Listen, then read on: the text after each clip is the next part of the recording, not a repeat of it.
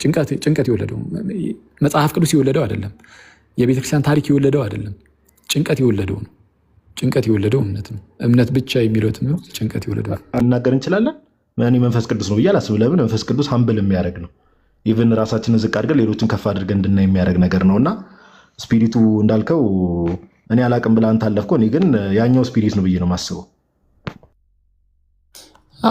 ያው የእንትን ሉተር በተለይ አንዳንድ አቋሞቹ ላይ በጣም እንትን ነው። እንግዲህ ከዚህ በፊትም ብዬዋለሁ። በጣም ያው አንዳንድ ሉተራኖችን አናዷል። በእርግጥ ያገላለጽ ግን ያው ከይቅርታ ጋር ማለት ነው። ትንሽ የትዕቢቱ ነገር በጣም አደገኛ ነው። ባለጌ ሰው ነው። ምክንያቱም እምነቱን ለሰው ብሎ መቀየር ይችላል፣ መሸፈን ይችላል፣ መደበቅ ይችላል። ለአንድ ደቂቃ ለሁለት ደቂቃ ውይይት ብሎ እምነቱን ቀይሮ ሊያስመስል ይችላል። እና ከእንደዚህ አይነት ሰው ጋር ማውራት በራሱ መድከም ነው። እታች ያለውን ከማሰብ ነው ሰው የሚያወራው ማለት ነው። እና ሙሉ ለሙሉ እምነቱን ክዶ ነው እቀበላለሁ ዮሐንስ አፈወርቅንም አንተስ ትቀበላለህ ብሎ ዮሐድን ነጥብ አስጥላለሁ ብሎ የራሱን እምነት ወደ መካድ ሄደው ማለት ነው። ሪጀነሬሽን ፕሪሲድስ ፌዝ ብለን ወጣም። ኦኬ ሪጀነሬሽን ራሱ ዳግም ልደት እምነትን ይቀድመዋል ብለን የምታምነው ቅዱስ ዮሐንስ አፈወርቅ ግን ነፃ ፈቃዳችን ፈጽሞ የሚያስወግድ አይደለም። ኦኬ የኛ ድርሻ አለበት፣ እሱም ነፃ ፈቃዳችን ነው ብሎ በግልጽ ተናግሯል። ነፃ ፈቃድ አለን፣ መቀበል የምንችልበት ነፃ ፈቃድ አድርጎ ተሰጥቶናል። ያንን ነፃ ፈቃዳችን ተጠቅመን ለመቀበል ግን ክርስቶስ አስቀድሞ ሞቷል፣ ተነስቷል ተብሎ መሞት መነሳት የግድ ያስፈልገዋል ማለት ነው። ከዛ አንጻር ነው የተነገረው ማለት ነው። እኔ ጨርሻለሁ። ወንድሞች ከቀጠላችሁ ቀጥሉ። ዮሐንስ አፈወርቅ አንድ ነገር ብቻ ጠይቀህና ታምናለህ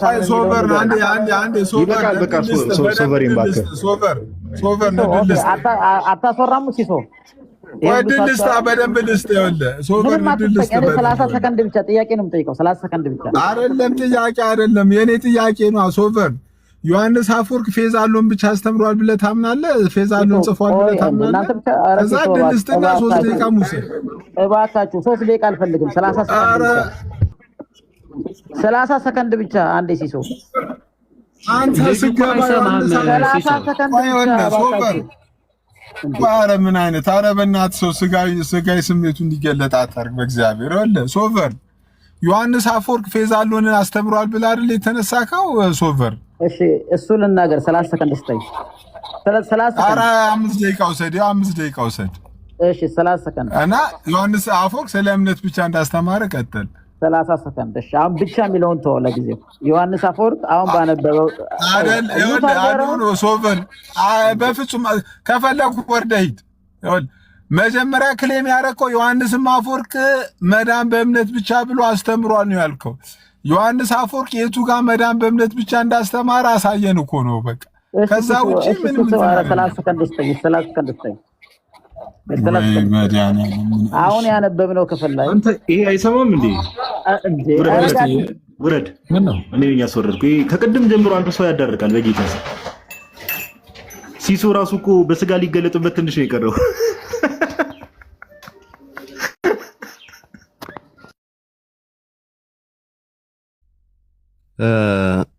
ያ ከቅድም አዲስ ለመጣ ሰው ምናልባት ግር ካለ እንጂ ከመጀመሪያ ለነበረ ሰው አዲስ የሚሆን ነገር ያለ አይመስለኝም። ምክንያቱም ሲስ እና ልደት ነበሩ መጀመሪያ እያወሩ የነበሩት እሱ ቁጭ ብሎ ማለት ነው። እና ሲስ የተናገረው ነገር ነበረ። ሲስን ተቃውሞ ነው ዮሐንስ አፈወርቅን የጠራው። ዮሐንስ አፈወርቅ እምነት ብቻ ነው ለመዳን የሚያስፈልገው ስራ አያስፈልግም ይላል። ምክንያቱም ሲስ የዛን ተቃራኒ ስላወራ ማለት ነው። እሱ ከሲስ ተቃራኒ ለመሆን ብሎ ነበር ዮሐንስ አፈወርቅን የጠራውና ከዛን ክፈት ሲባል አስቀድሞ ግን ምንድነው ልሳን ላይ ተጠይቆ እሱን አልመልስም ብሎ ነው። ከዛን ክፈት ሲባል ስጦታ ነው የሚለውን አብሬ ካላሳየው አለ። ማንም አልጠየቀውም ነበር። ከዛን ግን አያይዞ ዮሐዴ መልሶለታል። ስጦታ የሚለው ከምን አንፃር ነው የሚለውና ዮሐንስ አፈወርቅን እኛ በሙሉ እንቀበላለን አንተስ ትቀበላለህ ወይ ሲለው ዮሐዴ ቃልዮት ያሰማልን የካልቪኒዝምን ትምህርት ጥሎ ነው የወጣው። አንደኛ በነጻ ፍቃድ አምናለሁ ብሏል። ሁለተኛ ዮሐንስ አፈወርቅ ያለውን ሁሉንም አምናለሁ ብሏል። ስለዚህ ዮሐንስ አፈወርቅ በጣም ደግሞ አተኩሮ የሚያስተምረው ምጽዋት ላይ ሰው መልካም ነገር ላይ ምናምን በደንብ አድርጎ ነው ያስተማረው ዮሐንስ አፈወርቅና እሱን እቀበላለሁ በማለቱ እስከዛሬ ይናገር የነበረውን የጸጋ ብቻ ትምህርት የእምነት ብቻ ትምህርት እና የቀድር ትምህርትን ጥሎ ነው የወጣው ማለት ነው። እና በጣም ምጠላው ነገር እቺን ብቻ ብዬ ጨርሳለሁ። በጣም ምጠላው ነገር ለውይይት ብሎ እምነቱን የሚቀያየር ሰው ለኔ በጣም ባለጌ ሰው ነው። ምክንያቱም እምነቱን ለሰው ብሎ መቀየር ይችላል፣ መሸፈን ይችላል፣ መደበቅ ይችላል። ለአንድ ደቂቃ ለሁለት ደቂቃ ውይይት ብሎ እምነቱን ቀይሮ ሊያስመስል ይችላል። እና ከእንደዚህ አይነት ሰው ጋር ማውራት በራሱ መድከም ነው። እታች ያለውን ከማሰብ ነው ሰው የሚያወራው ማለት ነው። እና ሙሉ ለሙሉ እምነቱን ክዶ ነው እቀበላለሁ ዮሐንስ አፈወርቅንም አንተስ ትቀበላለህ ብሎ የዋህድን ነጥብ አስጥላለሁ ብሎ የራሱን እምነት ወደ መካድ ሄደው ማለት ነው። እና ዮሐንስ አፈወርቅን ብትቀበል ለኛ ደስታችን ነው፣ ትክክለኛ ትምህርት ስላስተማረን ማለት ነው። አንተ ግን ለውይይት ብቻ ብለህ በመሆኑ ደግሞ በጣም ይደብራልና እንደዚህ አይነት ሰዎች ከኤቲስትነት የተሻለ እንትን አላችሁ ብዬ አላስብም።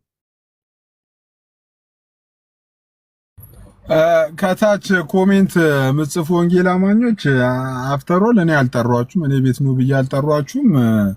ራሱ ገብቶ ነው ሊናገር የሞከረው እና ከተቻላችሁ በራሱ በተሰጠበት ርዕስና አውዱ ላይ እንዲያወራ እሱን ነበር መቃወም የነበረባችሁ። እኔ ወይ እንዴ ነሽ አለለ ምንድነው? በምን ተነስቶ ነው ቆይረሱ እምነት ብቻ አያድንም ብለህ መጣ ደግሞ።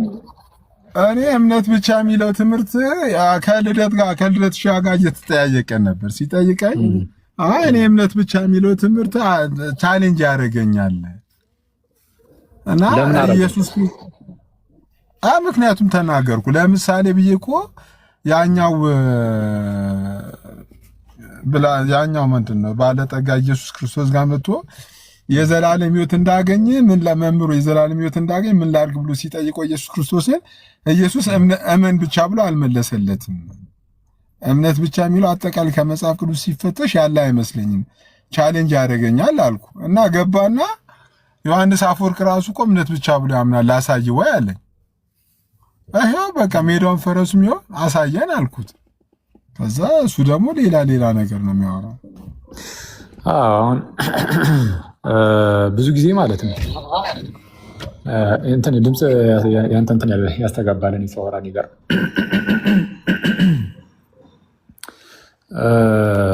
አሁን መሰረታዊ ችግር ብዬ የማስበው እኔ በተለይ በፕሮቴስታንት ውስጥ ያሉ እምነቶች እነዚህ በተለይ ብቻዎቹ ምናምን መነሻቸው አይታወቅም በብዙዎች ዘንድ ማለት ነው።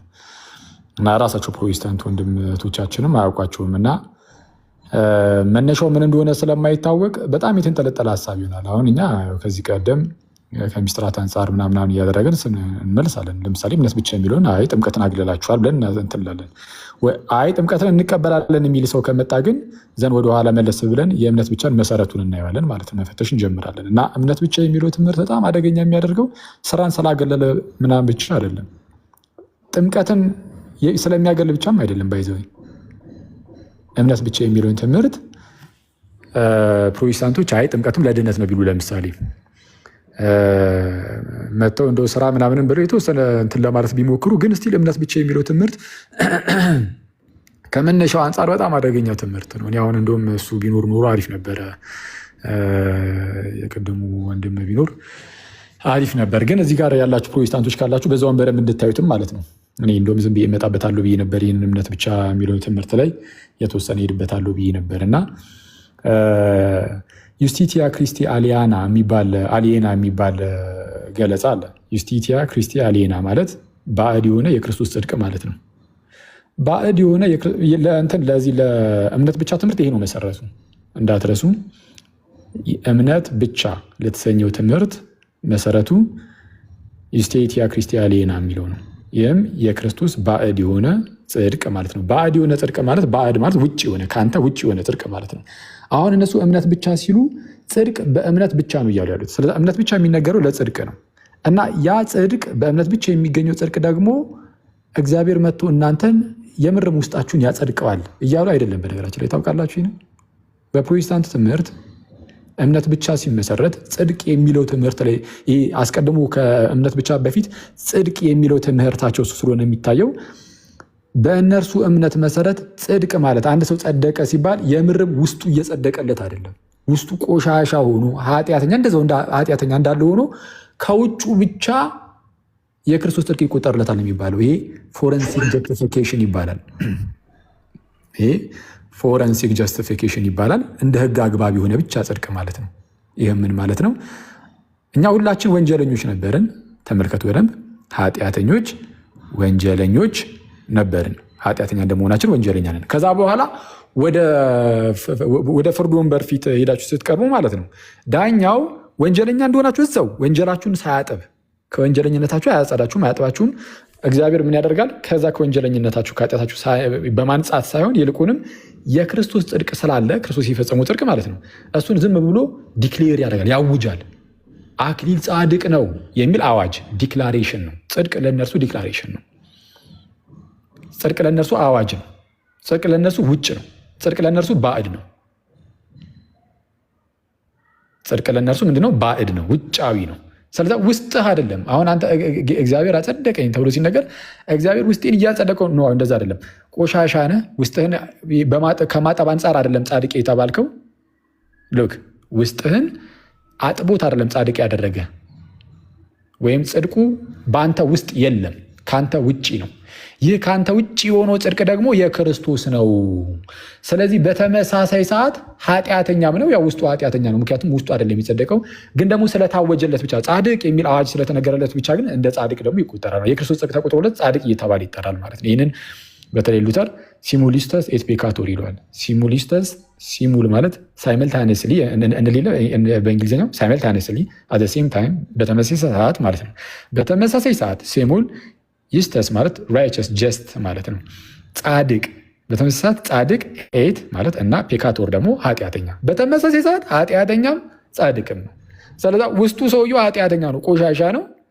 ከዛ በኋላ ከውጭ ግን ጻድቅ ነው። ከውጭ ያለው የክርስቶስ ጽድቅ ነው። ልክ ለምሳሌ አንድ ሰው በጣም ሰውነቱ ቆሻሻ ቢሆን ማለት ነው ቆሻሻ ቢሆን እግዚአብሔር ያንን ሰው እንዴት ነው ንጹህ ያደረገው? የምርም ሰውነቱን አንጽቶት አይደለም። ንጹህ ልብስ ከላይ ያለብሰውና ከዛን ከውጭ ከለበሰው ከንጹህ ልብሱ አንጻር እሱም የክርስቶስ ጽድቅ ማለት ነው። ውጫዊ ነው ብለውናል። እንትኑ ይሄ ጽድቁ ውጫዊ ነው፣ ወይም ደግሞ ሉተርም እንደሚለው ባዕድ ነው። ኤሊየን ራይቸስነስ ነው። ስለዛ ከላይ ንጹህ ልብስ ያለብሰውና ውስጡ እኮ ቆሻሻ ነው ሰውየው። በቃ ይኸው ከላይ ንጹህ ልብስ ለብሷል፣ እንግዲያውስ ንጹህ ነው የሚል አዋጅ ይነገርለታል። አሁን ይህ ጽድቅ ከእነርሱ ውስጣቸው ያለ ሳይሆን ውጭ ላይ ያለ ስለሆነ ይህንን ስራ ለድህነት ያስፈልጋል የሚለውን በፍጹም ሊገናኝ አይችልም። አሁን ሊያመጡት ጭራሽ ከጭንቅላታቸው ጋር አብሮ ሊሄድ አይችልም። ለምን? ኦልሬዲ ጽድቁ ከእነሱ ውጭ ነው። ውጭ ላይ ሆኖ እየተቆጠረ ነው ያለው። እሱን ደግሞ በእምነት ነው የምንይዘው ነው። አይተዋል። እምነት ብቻ የሚለው አደገኛ የሆነ ትምህርት የሚመሰረተው በዚህ አደገኛ በሆነው የጽድቅ ትምህርት ላይ ነው። ይህ ትምህርት ደግሞ በጣም የሚያስገርመው በታሪክ ውስጥ ማለት ነው። አሁን ይህ ጸጋ ብቻ ምናምን የሚለውን ትምህርት ስንማማር ለምሳሌ ኦገስቲንን እንዲጠቅሱ ፈቅደናል። ማለት ኦገስቲን ጸጋ ብቻ ላይ የተወሰነ ሳት ያለ ነገር ስላስቀምጠ ስላስተማረ ማለት ነው። በቃ እንደዚህ አሁን እንደዚህ አስተምረዋል ካስተማሩ ማለት ነው። በስተት አንድ አባት ያስተማር ካለ አላስተማርም ብለን አንገግምም። በቃ ያለ ሪያሊቲ ካለ ከሪያሊቲ መተን እነግራቸዋለን። ለምሳሌ አውግስቲኖስ ጸጋ ብቻ ላይ ወደ ካልቪኒስቶቹ የቀረበ ወደ ሉተር የቀረበ ወደ ሉተራውያን አይደለም። ወደ ሉተርና ሉተራውያን ይለያያሉ። ሉተራውያን አሁን ላይ ያሉት ሉተራውያን ሲጀመር ሉተራኖቹ ሙሉ በሙሉ ከሉተር ጋር አይስማሙም። ሉተር ከካልቪኒስቶቹ ጋር ይስማማል። እንደውም በዚህ ጸጋ ብቻ ላይ ከካልቪኒስቶቹ ጋር ነው የሚመሳሰሉ ትምህርቱ። አሁን ላይ እንዳሉት ሉተራውያን አይደለም አስተምህሮቱ።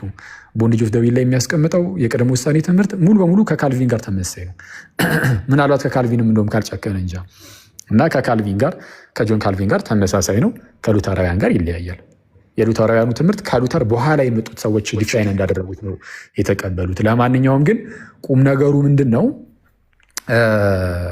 ኦገስትን ለምሳሌ እንዳልኳቸው አሁን የጸጋ ብቻ ላይ ተመሳሳይ ነው። እንደነ ሉተር አስተምሯል፣ እንደነ ጆን ካልቪን አስተምሯል የሚል ነገርን አስቀምጠን ነበር።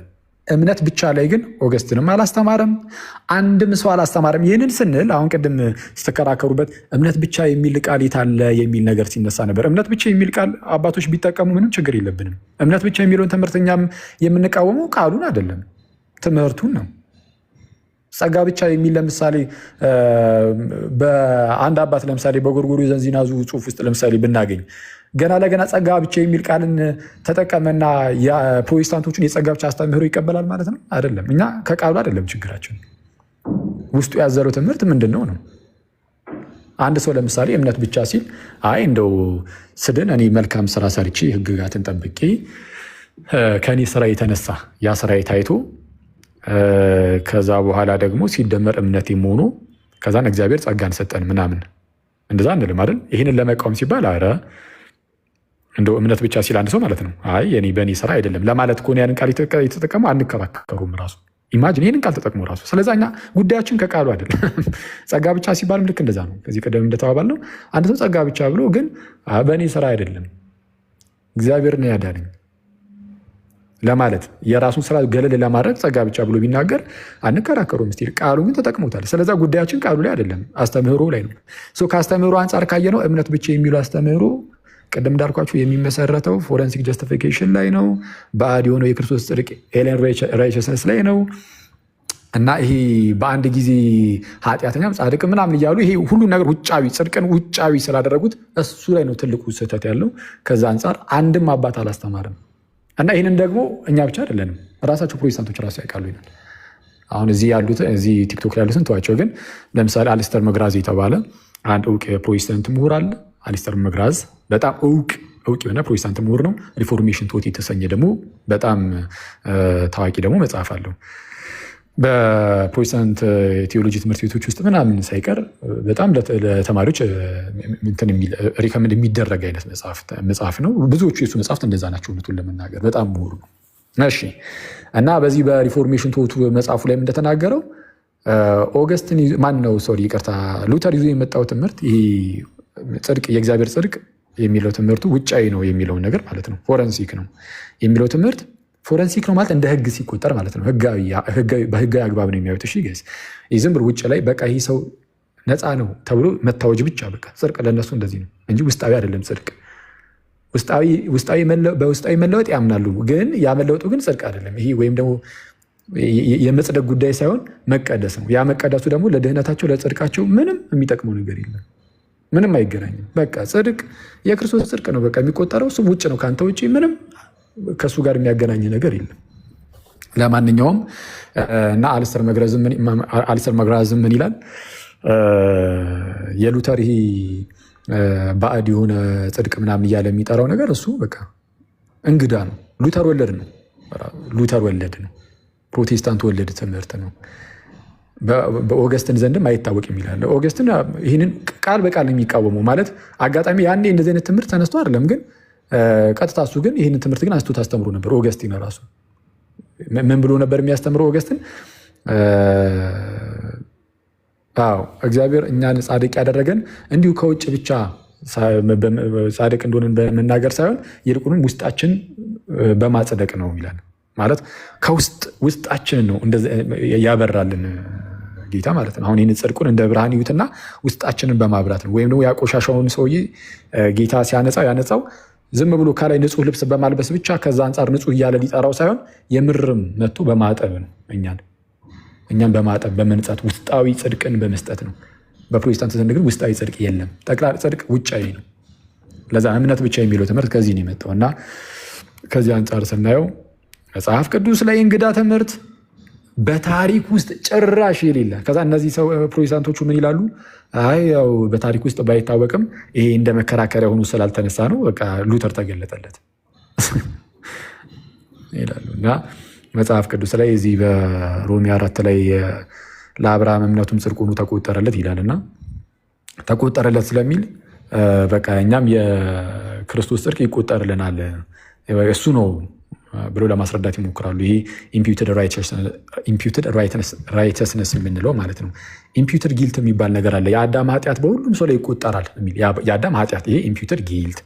ከዛ ልክ የአዳም ኃጢአት በሁሉም ሰው ላይ ሲቆጠር እንደነበረው የክርስቶስ ጽድቅ ደግሞ ከውጭ ሆኖ ይቆጠራል ብለው ኢምፒውትድ ራይቸስነስ ብለው አመጡ ማለት ነው። ግን እንደዛ አይደለም። አብርሃምም አመነ ጽድቅ መሆኑ ተቆጠረለት ሲል ዝም ብሎ ውጫዊ የሆነ ጽድቅ ለአብርሃም እየተቆጠረለት ሳይሆን ያ የተቆጠረለት ውስጥ ላይ ያለው ጽድቅ ነው የተቆጠረለት እንጂ ከውጭ ሆኖ እየተቆጠረለት አለም እነሱ እንደሚያስቡት። እና ይሄ ነው እንትኑ መነሻው። እና ፕሮቴስታንቶች ዝም ብላችሁችን ያዝ አድርጓትና እንደ መግቢያ በቅርቡ ከዚህ ቀደም ጸጋ ብቻ ላይ እንዲሄድንበት አሁን እምነት ብቻ ላይ ደግሞ እንደዚሁ በደንብ የምንሄድበት ይሆናል። እምነት ብቻ የሚለው ትምህርት ከሁሉም የከፋ እውነቱ ለመናገር የፕሮቴስታንቲዝም መነሻም ራሱ መሰረት የሆነ እንትን ነው። እኔ ምናልባት እንትን እንድትሉ ማለት ነው እንድትዘጋጁበትም የሉተርን አነሳስ ምናምን በደንብ እንድታዩ ዞር ብላችሁ ማጥናት እንድትጀምሩ አይኖ አብዛኞቻችሁ አታውቁም ማለት ይመስለኛል። ይሄ ያነሳሱ ማለት የእምነት ብቻው አነሳስ ኬት እንደሆነ ቪያ አንቲኳ እና ቪያ ሞዴርና የሚባል የፍልስፍና አስተሳሰቦች ነበሩ። ቪያ አንቲኳ የሚባሉ በካቶሊክ ቤተክርስቲያን ውስጥ ማለት ነው። ቪያ አንቲኳ ማለት ከነ ቶማስ አኩናስ ጀምሮ ምናምን ይሰጥ የነበረ ፍልስፍና የፍልስፍና እንዳካል ነው። ሪያሊዝም ነው አስተሳሰቡ። ኤምኤስ እሱን ቆይ አንድ ያዝ አድርጉትና ከዛ የሆነ ሰዓት ላይ አንድ ቪያ ሞዴርና የሚባል የፍልስፍና አስተሳሰብ መጥቶ እዛ ውስጥ ነበር ሉተር እሱን ነበር የሚቀበለው እና እምነት ላይ ያተኩራል። ግን እግዚአብሔር ጸጋውን የሚሰጠን ጽድቁን የሚሰጠን እኛ ስንጥር ነው፣ በቻልነው አቅም ከጣርን ብቻ ነው ጽድቁን የሚሰጠን የሚል አስተሳሰብ ነበረና እሱ አስጨንቆት ነው በቃ ሉተር ታዲያ እኔ የቻልኩት እንዴት አድርጌ ነው በራሴው ያለ እግዚአብሔር እንደዚሁ ኃጢአትን ጠልቼ እግዚአብሔርን ወድጄ መኖር እንዴት ነው የሚችለው ብሎ ተጨነቀ። ልሞት ነው እንዴ ሊቀጣይ ነው ማለት ነው? የእግዚአብሔር ጽድቅ የሚባለው በቃ የሚቀጣበት እንጂ ለሰው የሚሰጠው አይደለም እንዲህ አይነት ነገር ጭንቀት ውስጥ ገባና ሉተር በኋላ ላይ ሮሜ 1:17ን ጻድቅ በእምነት ይኖራል ተብሎ እንደተጻፈ ተብሎ የተነገረ ማለት የእግዚአብሔር ጽድቅ ከእምነት ወደ እምነት ምናምን የሚለው ክፍል አለ አይደል? እሱ ላይ በጣም ቀን ከሌሊት ሳሰላስል ይላል ሉተር። በኋላ ላይ በቃ ተገለጠልኝ እና የተገለጠለት ምንድን ነው ፓሲቭ ራይቸስነስ እንዳለና ይሄ ጽድቁ በጣም ውጫዊ ሆኖ ከዛ በኋላ በእምነት የሚቆጠርልህ እንደሆነ በቃ እንደዛ ሆነ ምናምን ነገር ሆነ ተከናወነ ትላለህ። ስለዚህ አሁን እሱን እዩ እና በደንብ እናወራበታለን። ሉተር እንዳለ የሉተር የጭንቀት ውጤት ነው። ትክክል። እምነት ብቻ ጭንቀት የወለደው እምነት ነው። ጭንቀት የወለደው መጽሐፍ ቅዱስ የወለደው አይደለም። የቤተክርስቲያን ታሪክ የወለደው አይደለም። ጭንቀት የወለደው ነው። ጭንቀት የወለደው እምነት ነው። እምነት ብቻ የሚለው ትምህርት ጭንቀት የወለደው። አኪዮስ እዚህ ላይ ሜይ ቢ የኢቨን ሁላ ላይክ መነኩሴ በነበረበት ሰዓት ገዳማዊ ሕይወት ውስጥ እዛ በሚኖርበት ሰዓት ላይ በጣም እነሳ አባቱ ራሱ እኮ የጻፉት ነገር አለ። በጣም ጭንቀታም እንደነበረ ከመጠን በላይ በጣም ስትረግል ያደረግ እንደነበረ ኢቨን ሁላ የሆነ ስፒሪት እንደያዘው ሰው ራሱ አንዳንድ አክት ያደረግ እንደነበረ ምናምን ነገር ሁላ ገዳማዊ ካቶሊክ ሆኖ መነኩሴ በነበረበት ሰዓት እና አሁን አንተ እንዳልከው ከነዚህ ጭንቀት ለመውጣት ነው። እነዚህ ያለ አይደል አንዳንዴ ለራሳችን የምንነግራቸው ውሸቶች አሉ አይደለ? የሆነ ነገር የሰው ልጅ የሆነን ውሸት እውነት ነው ብሎ ራሱ መቀበል ይችላልና ከነዚህ ሁሉ ጭንቀቶች ለመውጣት ነው። አሁን አንተ እንዳልከው ይመስለኛል አይደል? እንደዛ ጽፏል። ትክክል ነው። እንደዛ ነው። መነኩሴ እያለ ነው ነገራችን ላይ እሱ ምንድነው ሉተር በጣም ታማኝ መነኩሴ እንደነበረ ነው የሚናገረው እንግዲህ ራሱን ማለት ነው። እና በሚኖርበት በዛን ወቅት ላይ ግን ይህ ምንድነው በቪያ ሞዴርና ፍልስፍና ስር ይኖር ስለነበረ በዛ በፍልስፍናው ስር ደግሞ ይሰጥ የነበረ ትምህርት አለን የሚለው እና ይሰጥ የነበረው ትምህርት ደግሞ የእግዚአብሔር ጽድቅ ተብሎ የሚጠራው ማለት ነው። የእግዚአብሔር ጽድቅ የሚሰጠው በጣም ለጣሩ ሰዎች ጥረታቸውን አይቶ እስከቻልክ ድረስ ትጠራለህ፣ ኃጢአትን መጠላት አለብህ፣ እግዚአብሔርን በጣም መውደድ አለብህ፣ ያኔ እግዚአብሔር ጽድቁን ይሰጣል አይነት ነገር የሚል ትምህርት ይሰጣል አለ ሉተር ነው የሚለው። ስለዚህ አሁን እሱ ደግሞ ራሱ ማየት ጀመረ። በጣም ዲስፕሊን እንደሆነ ምናምን ለመኖር ይሞክራል። እሱ እንዳለው ከሆነ በዚህ በምንኩስና ማለት ግን በተመሳሳይ ሰዓት ደግሞ ኃጢአተኝነቱ ደግሞ ይታወቀዋል። ሙሉ በሙሉ ለንስሐ አባቴ ኃጢአቴን ራሱ ተናዝዣለሁ አልተናዘዝኩም የሚለው ነገር ያስጨንቀዋል። እና እንደዚህ አይነት ነገር በጣም ያስጨንቀው ስለነበረ እግዚአብሔርን ራሱ ጠላሁት አለ። እግዚአብሔርን ራሱ ጠላሁት ያኔ ማለት ነው። ያኔ በነበረበት አስተሳሰብ ነው ያልኩት። ደግሞ ከዛ በኋላም እግዚአብሔርን እየጠላሁ ኖር አላልኩም። ግን ያኔ ግን እግዚአብሔርን ጠላሁት። የእግዚአብሔር ጽድቅ የሚለውን ኃይለ ቃል እሱን እጠላው ጀመራለን። የእግዚአብሔር ጽድቅ የሚለውን ራሱ ጠላሁት። ለምን ሰው በቻለ አቅም ሁሉ እንደዛ ሆኖ ምናምን ነገር ከሆነ የሚቀበል እግዚአብሔርን ጽድቅ ማንም ሰው ደግሞ እንደዛ መሆን አይችልም ማለት ማንም ሰው እንደዛ ማድረግ። ስለዛ ለየትኛውም ሰው የእግዚአብሔር ጽድቅ ሊሰጥ አይችልም በዚህ አይነት። ስለዚህ የእግዚአብሔር ጽድቅ ማለት ሌሎችን ኃጢአተኞችን የሚቀጣበት መቅጫው ነው ይህ የእግዚአብሔር ጽድቅ ብሎ ስላሰበ በእግዚአብሔር ላይ መቆጣት፣ እግዚአብሔርን መጥላት፣ የእግዚአብሔር ጽድቅ የሚለውን ቃል መጥላት ጀመረ እና እንዳልከው ጋዲም በጣም ይጨነቅ ነበር።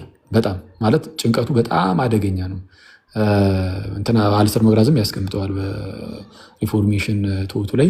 ፕላስ ደግሞ ማነው ጸሐፊውም ሂራይ ስታንድ የሚለውን መጽሐፍ የጻፈው ማለት ነው። የራሱ የሉተር እንደ ባዮግራፊ ነገር ነው። ሂራይ ስታንድ በተሰኘ መጽሐፍ ላይም እሱም እዛ ላይም እንደዚሁ ነው እና በአጭሩ እንደዚህ አይነት በጣም አስጨናቂ ነገር ውስጥ ገብቶ ከዛ በኋላ ነው ሮሜ 1:17 ላይ ኮንተምፕሌት ሲያደርግ እሱ እንዳለው ከሆነ ቀን ከሌሊት ሲያስብ ሲያሰላስል በቃ የእግዚአብሔር ጽድቅ የሚለው ላይ ደረስኩበት አለ። ከዛም በቃ ወደ ገነት እንደገባውን የቆጠርኩት ዳግም እንደተወለድኩኝ ተሰማኝ፣ ሀሳቡን ተረዳሁት አለ እና ሀሳቡን ስለተረዳሁት ጭንቀቴ ሁሉ ረገፈልኝ አለ። በጣም የሚገርመው ግን ሀሳቡን የተረዳው በቤተክርስቲያን አባቶች መንገድ አይደለም ምናምን በቃ ማን ሹክ እንዳለው አናቅም። ምናልባት እንግዲህ አሮን ነው አንዳንድ ቦታ ምንድነው ነብይ ነን ብለው ይነሱና የሆነ ቦታ ላይ የሆነ ሰው አቀበለኝ የሆነ አካል አቀበለኝ ብሎ መልአክ ነው ብሎ እንደሚገግሙት የለም። ግን ደግሞ ሪያሊቲው ምናልባት ሌላ ሆኖ ሰይጣን ሊሆን ይችላል ብለን እንደምናስበው ሁሉ እኔ እዚህ ጋርም ምናልባት ሰይጣን ሹክ ብሎት ሊሆን ይችላል ብዬ አስባለሁ። አላውቅም። አሊያም ደግሞ ከስጋው ከራሱ እንዲሁ ብቻ ዝም ብሎ በቃ አእምሮ የራሱ አእምሮ የፈጠረው ሊሆን ይችላል። ግን አኪ እንትኖቹን ስትመለከት አሁን የመንፈስ ፍሬዎች ተብሎ ገላትያ ላይ የተጠቀሱ ነገሮች አሉ አይደል? በኋላ እንግዲህ ዳግም ነው የተወለድኩት ካለ በኋላ እስፔሻሊ አሁን የቤተክርስቲያን አባቶች ላይ አባቶችን የሚተችበት መንገድ እና አላል ራሱን የሆነ ሚዛን አድርጎ የሚያይበት መንገድ እነ ቅዱስ ዮሐንስ አፈወርቅም ብዙ አባቶች እነሱ ተሳስቷል እኔ ልክ ነኝ የሚልበት መንገድ እነዚህ ካራክተሮቹን ባህሪዎቹን ስትመለከት እስፔሻሊ እሱ ለፈጠረው ትምህርት ያ ትምህርት ትክክል ነው ብሎ ራሱን ከማሳመን አልፎ ከዛ ትምህርት አጌንስቶ የቆሙ ሰዎችን አታክ የሚያደርግበትን መንገድ ስትመለከት አሁን እንደዚህ አይነት ነገር የመንፈስ ፍሬ ነው ብለን ልናገር እንችላለን። እኔ መንፈስ ቅዱስ ነው ብዬ አላስብም። ለምን? መንፈስ ቅዱስ ሀምብል የሚያደርግ ነው። ኢቭን ራሳችንን ዝቅ አድርገን ሌሎችን ከፍ አድርገን እንድናይ የሚያደርግ ነገር ነው እና ስፒሪቱ እንዳልከው እኔ አላቅም ብለህ አንተ አለፍከው። እኔ ግን ያኛው ስፒሪት ነው ብዬ ነው የማስበው። ያው የእንትን ሉተር በተለይ አንዳንድ አቋሞቹ ላይ በጣም እንትን ነው። እንግዲህ ከዚህ በፊትም ብዬዋለሁ። በጣም ያው አንዳንድ ሉተራኖችን አናዷል። በእርግጥ ያገላለጽ ግን ያው ከይቅርታ ጋር ማለት ነው ትንሽ የትዕቢቱ ነገር በጣም አደገኛ ነው ማለት ለምሳሌ የእምነት ብቻ ምናምን ጉዳይ ላይ ይሄ ትምህርት በቃ አንድ ጊዜ እንዲህ ከደረሰበት በኋላ ያው በቃ እሱን እንግዲህ ፐርሰናሊ በተለይ እሱን በጣም ስላረጋጋውም ይመስለኛል ወይም ደግሞ እንግዲህ እንዳልከውም እንግዲህ የክፉ መንፈስ ስራም ሊሆን ይችላል። ግን ወደ መጨረሻው የህይወቱ ክፍል ላይ ሳይቀር ከካቶሊካውያን ጋር የተወሰነ ውይይቶች ምናምን ሊደረጉ ያው ሁሌም ጥረት ይደረጋል ምናምን እና ያኔ የስማልካልድ አንቀጾች አሉ። የስማልካልድ አንቀጾች ይሄ ብዙ ጊዜ የምናወጣው የሉትራኖች ቡኒ መጽሐፍ እሱ ላይም አለ መሰለኝ ስማልካልድ አርቲክልስ እሱ ሁለተኛው ክፍል የመጀመሪያ አንቀጽ ላይ ተቀምጧል። ስለ ጀስቲፊኬሽን ስለ ጽድቅ ምናምን ያወራበት እና እምነት ብቻ የጽድቅ ጉዳይ ላይ ጽድቅ በእምነት ብቻ የሚለውን ጭራሽ እሱ ለውይይት ራሱ ርዕስ ሆኖ ራሱ አይቀርብም ነው የሚለው። ጭራሽ እሱ ላይ ምንም ድርድር የለም። በቃ ይሄ ነው አለቀ። ሰማይና ምድር ይገለባበጣል። ይሄ ትምህርት በፍጹም አይነካም ነው የሚለው። ሰማይና ምድር እንደውም በሌላ አይ ቲንክ በገላትያ መልእክቱ ትርጓሜ ላይ ነው።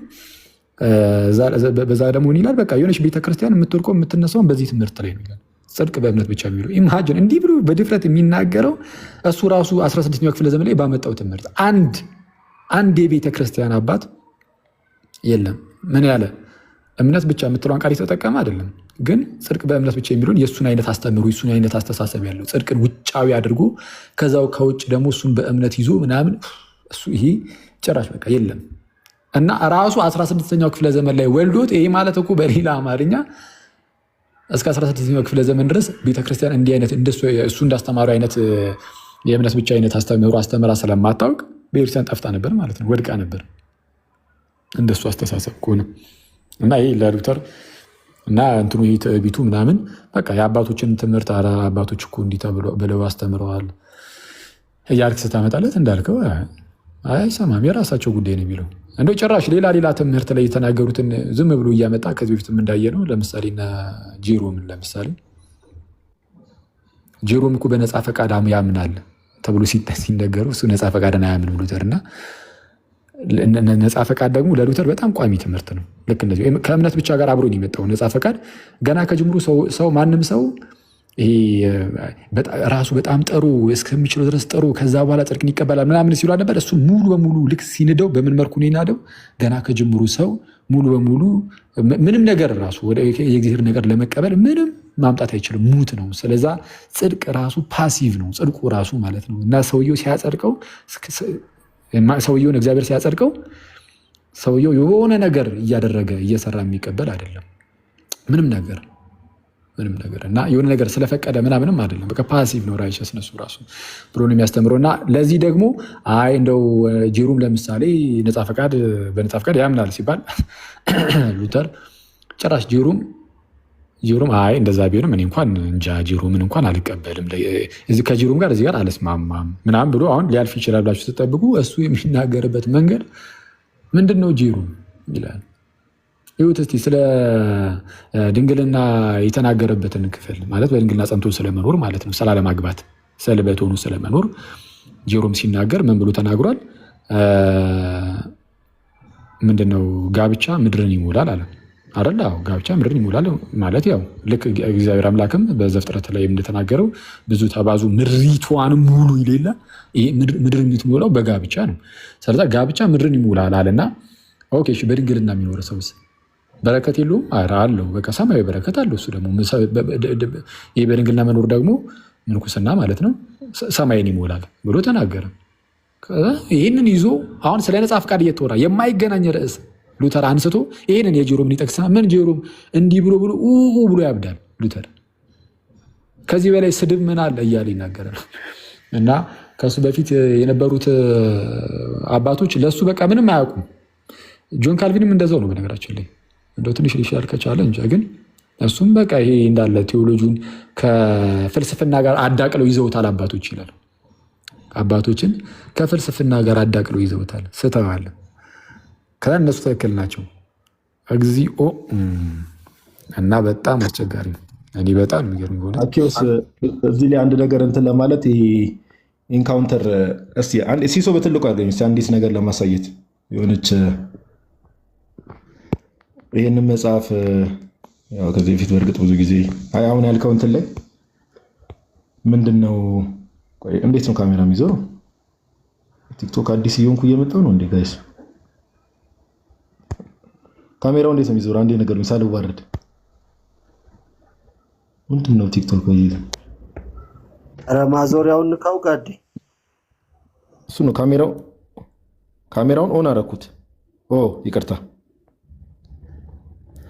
አሁን አኬ ካለው ነገር ጋር ከዛ ጋር በተገናኘ ይሄ ኢንካውንተር ራሱን ባይዘዌ ይናገራል። ይሄን መጽሐፍ ከዚህ በፊት እንኳን ላይቭ ላይ ምናምን በፊት እንትን የምትሉ ሰዎች አሳይቻቸዋለሁ።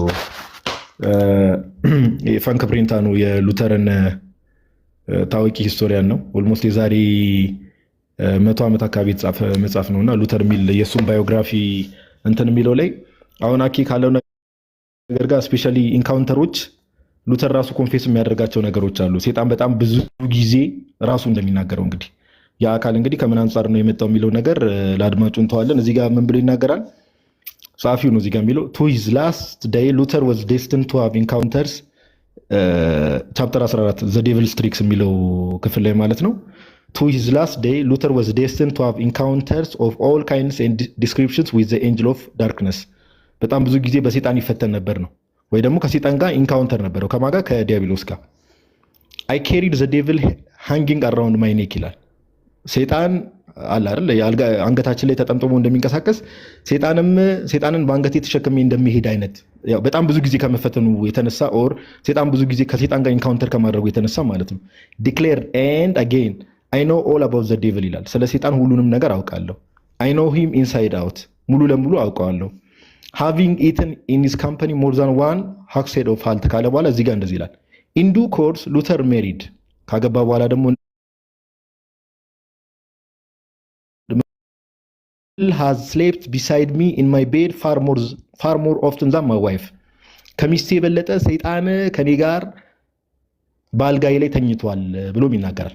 ይሄ እንግዲህ ምን ያህል ኢቭን ይሄ እንግዲህ አይታችሁ ከሆነ ቱ ሂዝ ላስት ዴይ ነው የሚለው ወደ መጨረሻው።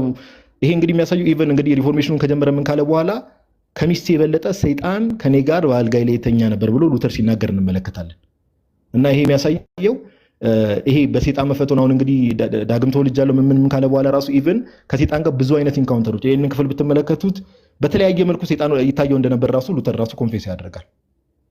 ኦኬ ኮንፌስ ያደርጋል እና ከሚስቴ የበለጠ ሴጣን ከኔ ጋር አልጋይ ላይ የተኛ ነበር እስከ ማለት ራሱ በዚህ ደረጃ እንደዚህ አይነት ነገሮችን ይናገራል። እና ይሄ ፈተናው የሚባለው ከዲያብሎስ ጋር ያለው ኢንካውንተር ኦር ከሴጣን ጋር ያለው ኢንካውንተር እንዲሁ ዝም ብሎ እንትን የሚባል ነገር ሳይሆን ሲሪየስሊ ሊወሰድ የሚገባ ነገር እንዳልተውም ያው በአንድ በሌላ መልኩ ማረጋገጥ እንችላለን ማለት ነው። ቴንክ ዩ ይሄን ለመናገር ነው።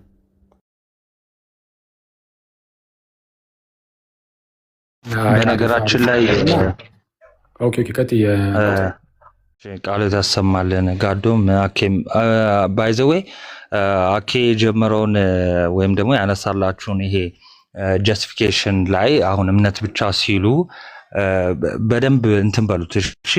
ስፔሻሊ እንትኑን ምን ነበር ያልከው የላቲኑን ሲሙልስተስ ኢት ፒካቶር ነው ያልከው። በአንድ ምንድነው መሰላችሁ በአንድ ጊዜ ጻድቅም ኃጢአተኛም መሆን ማለት ነው። ምንድነው መሰላችሁ ይላችሁ እግዚአብሔር አጸደቀ ሲሉ ምን እያሉ ነው? እንደው በእውነት ሰውየው ውስጣዊ የሆነ መጽደቅ ሳይሆን ኃጢአተኛ እንደሆነ ወይም ደግሞ ኃጢአተኝነቱ እንዳለ ሆኖ በላዩ ላይ በተጨማሪ ማለት ነው። ለዛ ነው ባዕድ ወይም ደግሞ ተጨማሪ ማለት ነው። በተጨማሪ ልክ ፍርድ ቤት አንድ ዳኛ በቃ ሲወስን አለ አይደለ ጻድቅ ነህ ወይም ደግሞ ነፃ ነህ ብሎ ልክ እንደሚወስነው ያንን ነገር እንደ ልብስ ነው ይዞት የሚሄደው እንጂ ውስጣዊ የሆነ መለወጥ ወይ ደግሞ ውስጣዊ የሆነ ጻድቅነትን አይደለም ማለት ነው። እና ይሄ ደግሞ ትልቅ አጋንንታዊ የሆነ ነው እንዳለው አኬ በስፋት እንትን ይኬድበታል።